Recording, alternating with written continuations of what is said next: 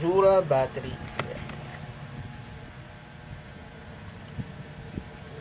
Maintenance free superior. Ano to? YTX 5A BS. So 12 volts, 5 amp hour, 10 hour. So ito yung likod niya. So meron na siyang kasamang mga nuts and bolts para sa kanyang positive and negative connector. Ayan natin siya. Maganda yung pagkaka-print niya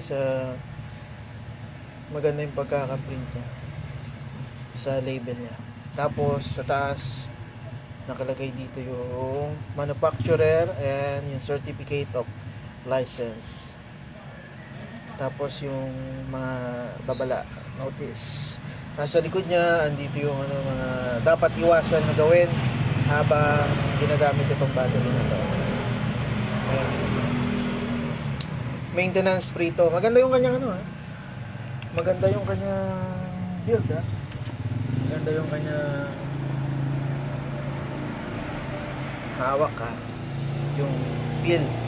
Pag hawak mo siya, pwede siyang matapat sa mga halos branded na battery. So branded na rin ito, Jura battery. So medyo budget friendly siya. So itong size na ito is around ang price niya is nasa 800-850. Itong pang Honda Click. Pwede ito sa Honda Click kasi ang niya ay YTX 5A. So pwede ito sa Click. At sa ibang model na may ganitong model ng motor na gumagamit ng 5A. Ayan. Tatry natin to sa Honda Click natin kasi isang nakalagay doon is pangit, kahit bago nagpa-fluctuate yung voltage niya. So nagbi-blink pa rin yung aking ilaw. Ito. Soon tatry ko to sa Honda Click ko. Okay guys. Jura 850 pesos lang. Mura at maganda. Proof.